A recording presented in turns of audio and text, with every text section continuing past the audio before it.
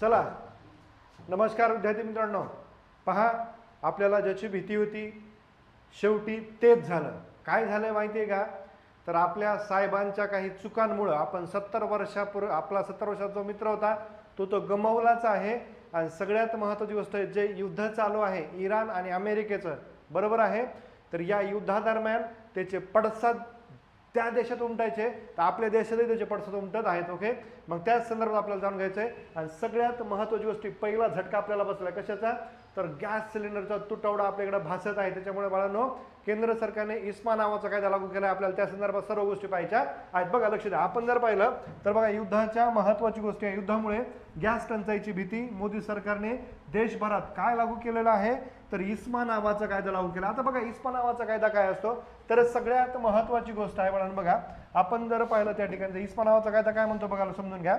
मध्यपूर्वी सुरू असलेल्या संघर्षामुळे, म्हणजे ज्या देशात युद्ध सुरू आहे तिथल्यामुळे काय झालं बघा, तर मध्यपूर्वी सुरू असलेल्या संघर्षामुळे जगातील इंधन गॅस पुरवठा विस्कळीत झाला आहे. घरगुती गॅसचा खंड पुरवठा सुनिश्चित करण्यासाठी केंद्र सरकारने मंगळवारी, म्हणजेच कधी, तर आज दिनांक 10 अत्यावश्यक वस्तू कायदा म्हणजेच एम्सा नावाचा कायदा काय केला बाळांनो? तर लागू केलेला आहे. बरोबर आहे. मग आपण बाळांनो बघा, एम्सा नावाच्या कायद्यामध्ये काय काय तरतुदी असतात, काय काय गोष्टी असतात बघूया आपण. बघा, इथे जर पाहिलं तर हा एम्सा नावाचा कायदा म्हणजे काय समजून घ्या आधी. एम्सा म्हणजे अत्यावश्यक सेवा पुरवठा अधिनियम.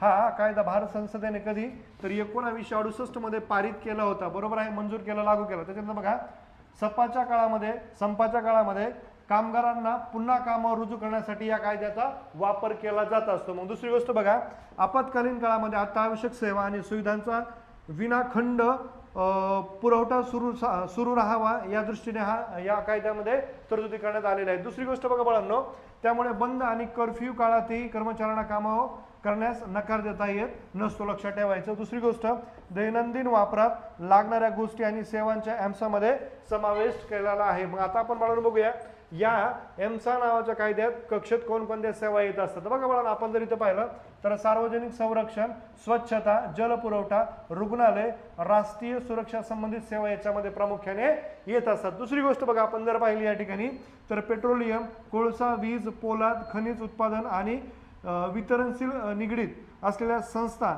या कायद्याच्या अधिपत्याखाली येत असतात. दुसरी गोष्ट बघा, याशिवाय बँक सेवा असतील, सार्वजनिक वाहतूक असेल, दळणवळण असेल, खाद्यपुरवठा, खनिज आणि वितरण संबंधी सरकारी संस्था असतील, याचा यामध्ये समावेश केला जात असतो. त्याच्यानंतर बाळांनो बघा, राज्य सरकारला स्वतंत्रपणे किंवा अन्य राज्यांच्या मदतीने आपत्कालीन प्रदेशात या कायद्यांची अंमलबजावणी करू शकतात. एवढं लक्षात ठेवायचं. म्हणजे बाळांनो, आपण जर पाहिला तर या युद्धाच्या पार्श्वभूमीवर आपल्याकडे पहिला झटका या ठिकाणी बसलेला आहे. बरोबर आहे. मग आता हे युद्ध थांबलं पाहिजे. आपल्या साहेब विश्वगुरु म्हणतात, त्यांनी काहीतरी केलं पाहिजे आणि या सगळ्या गोष्टी इथं स्टॉप झाल्या पाहिजे. नाही तर आता गॅस झालाय, उद्या पेट्रोल, पुन्हा खायचं तेल, पुन्हा अन्न धान्य तुटवडा भाजू शकतो. थोडं लक्ष ठेवा. चालेल, जसं अपडेट येईल तसं आपण भेटूया. चालेल. जय हिंद, नमस्कार.